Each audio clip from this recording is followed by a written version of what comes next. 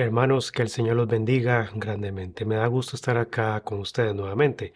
El Evangelio para hoy trata sobre los inicios del ministerio del Señor. Y vean qué curioso cómo San Mateo no nos describe un inicio espiritualizado en cuanto al ministerio de Jesús, sino que más bien se trata de una decisión histórica concreta, tomada en un contexto social tenso y muy cargado de conflicto. Verán, el inicio del ministerio del Señor, tal y como nos lo presenta San Mateo, se sitúa en un contexto sociopolítico y religioso profundamente tenso, conflictuado, muy difícil realmente, muy marcado por una parte por la dominación extranjera del Imperio Romano y también se le suma a esto pues la fragmentación interna del judaísmo del momento y también pues una intensa expectativa mesiánica en el pueblo en general. Entonces, Israel acá no es un pueblo en calma, sino una sociedad herida, vigilada y espiritualmente inquieta. Desde el punto de vista político, como decía, Palestina está bajo el control de los romanos y ellos gobiernan ya sea de forma directa o indirecta a través de autoridades locales como Herodes Antipas, tetrarca de Galilea.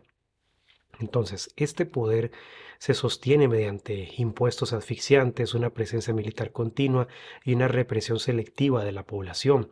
Por eso el arresto de San Juan Bautista, con el que San Mateo enlaza el inicio del ministerio de Jesús, nos revela algo perturbador, y es que cualquier voz profética que cuestione el orden establecido es percibida como una amenaza y puede ser aniquilada, como de hecho ocurría con frecuencia.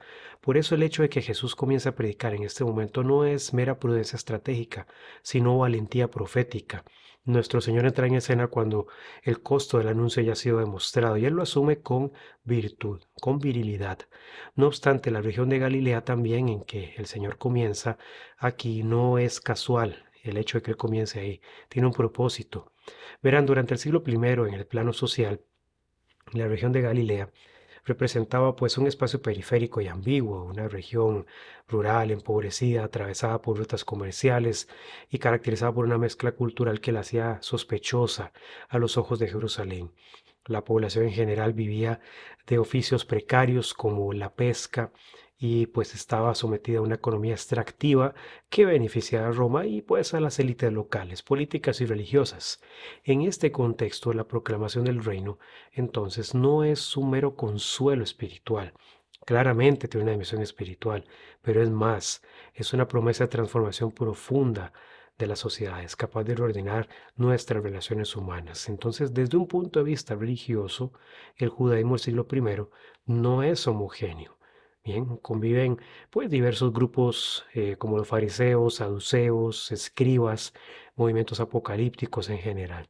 Todos se disputan la interpretación de la ley, la manera de ser fieles a Dios en medio de esta opresión tan brutal que los romanos imponían. El templo sigue siendo el centro del culto, pero es también un símbolo de alianzas ambiguas con el poder político romano. San Mateo subraya aquí entonces una paradoja clave.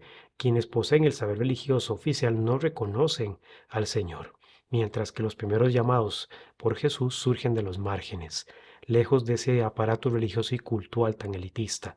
Entonces, en este escenario cargado de tensiones, el anuncio de Jesús de que el reino de los cielos está cerca como Él lo hace, adquiere aquí una fuerza que es inevitablemente crítica, tiene un carácter subversivo.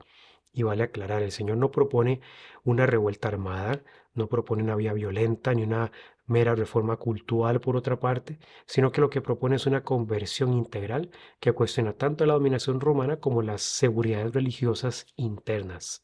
El reino de Jesús está cerca y viene a desequilibrar lo que está podrido, corrompido. Todo lo pone de cabeza, hermanos.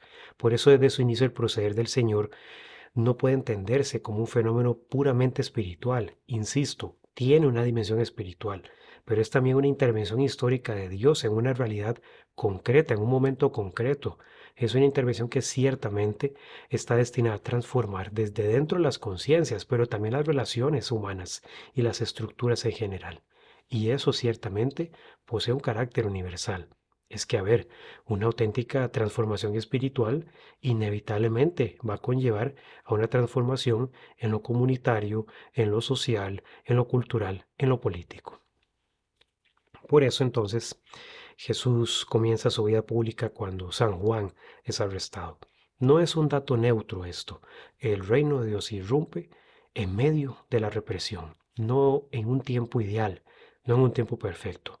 Desde el principio el Evangelio deja claro que seguir a Jesús entonces no es una evasión religiosa, sino que es una toma de posición ante la realidad.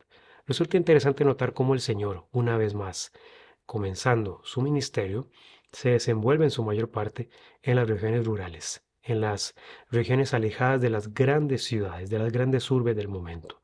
Y esto tiene un propósito que San Mateo no ignora, por algo lo menciona. Por eso cita a Isaías para subrayar que la luz no aparece primero en el centro del poder, sino en la Galilea de los gentiles, porque era, como decía, una zona marcada por la pobreza, el cruce de culturas y la vigilancia romana. Entonces, teológicamente, esto es explosivo. Dios no elige los espacios puros ni las estructuras consolidadas, sino los márgenes. Eso cuestiona cualquier forma de cristianismo acomodado al prestigio social o a la respetabilidad religiosa o a la connivencia con el poder político. Entonces, el primer anuncio de Jesús acá es directo y sin anestesia. Conviértanse, porque el reino de los cielos está cerca. No es una invitación al consuelo emocional, sino una interpelación radical. El Señor no dice, piénsenlo y me dicen y me avisan. No, conviértanse.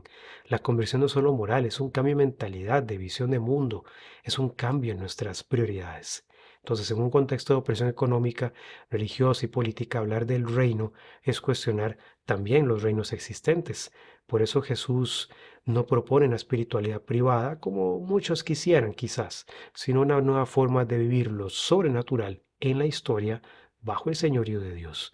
En este marco, entonces, el llamado que él hace a sus primeros discípulos adquiere toda su fuerza, hermanos, porque Jesús no convoca escribas, no llama a eruditos, no llama a expertos de la ley, llama a pescadores, llama a trabajadores manuales, insertos en una economía precaria, muy pobre, dependientes de impuestos abusivos y de redes familiares cerradas. Entonces, cuando les dice, sígame, no los invita a añadir una práctica religiosa más a sus vidas, sino a romper con una estructura de seguridad.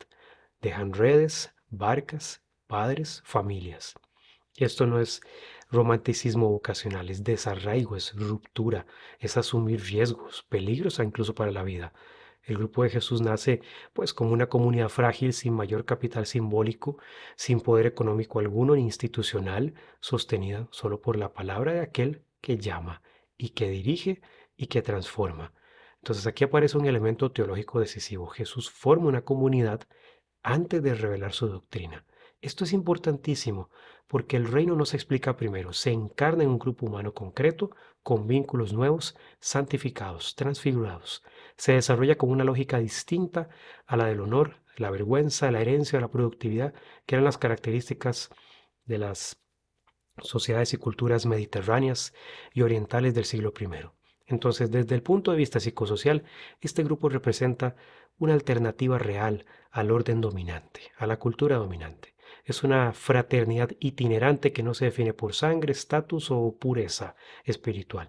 Se define por la adhesión a la persona del Hijo de Dios, por la adhesión a una persona concreta. Por eso la actividad de Jesús, como lo es enseñar, proclamar, sanar, no es triple por casualidad. Enseña porque el reino exige una nueva comprensión de la fe.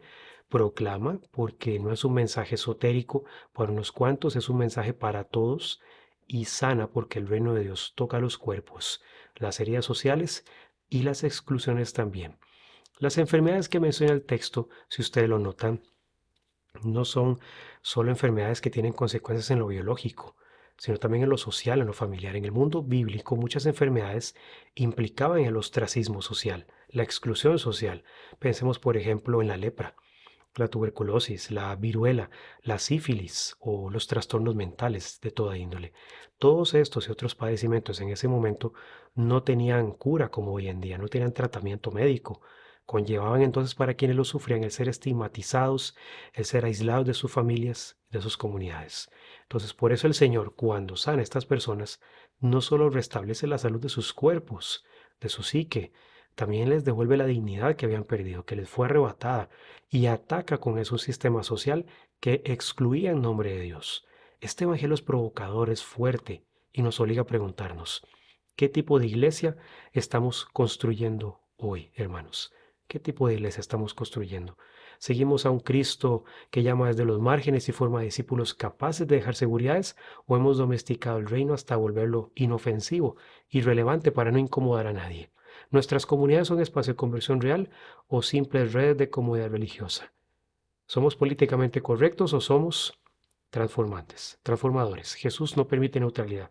Nos muestra que el cristianismo nace como un movimiento histórico concreto, socialmente incómodo, teológicamente subversivo y espiritualmente poderoso, porque proviene de Dios mismo.